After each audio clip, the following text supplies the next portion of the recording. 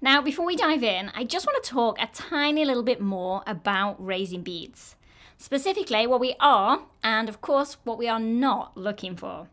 And just to make sure you got this, I've got videos from 3 different angles for you here. So what we're looking for is a relatively deep cut with our graver. And this does require a little bit of effort. But we're going to finish up with a bead that's just maybe slightly taller than our bead is wide. So just like this one right here. But let's take a look under the scope. So push forward, wiggle, wiggle, wiggle, lift the angle of the graver, and done. But what we are not looking for is a skinny, long, thin bead. And these generally happen when we don't cut deep enough with our gravers. Something like this is not going to make a secure bead. Now, not only are these skinny beads more difficult to form into that perfect round bead shape, but even if we do manage to get them there, it's not going to form a bead that can securely hold the stone in the long term. And you can see a bit more clearly here, but my graver is at a much lower angle than optimal. And it's definitely easier to do it this way, but it is not a win. It's most likely going to end up with a lost stone, and that is a fail for sure. So keep those beads nice and stocky. Think The Rock rather than Michael Phelps here. But anyway, enough talk of bead jar. Let's just set the bloody stone.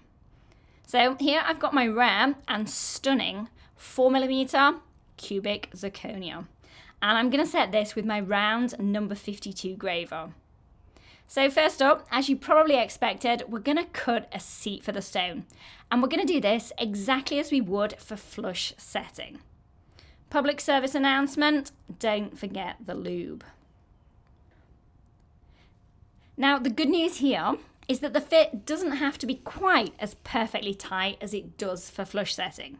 Don't get me wrong, it still needs to fit snugly, and the tighter the fit, the easier the job of setting is going to be, but there is a tiny bit of flexibility. So the first job is creating a pilot hole with ball bears.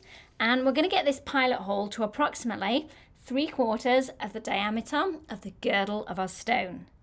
And as always when cutting a seat, we have to use the ball bears in roughly 0.5mm increments to get as smooth a cut as possible, and of course avoid burning those bad boys out. Okay, let's just have a check here. And yep, I think we're about 3/4 of the diameter of our stone's girdle. So next onto the bud bear to taper that hole until right at the very surface, the opening is exactly the same size as our stone. Just remember though, don't go too deep here.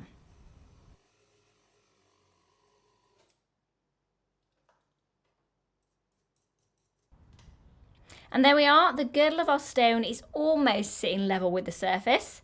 We just need a little more bud bear action here to get it all the way.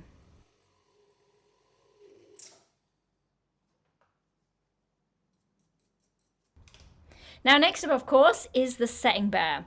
And in our case, we're going to be using a 4mm stone.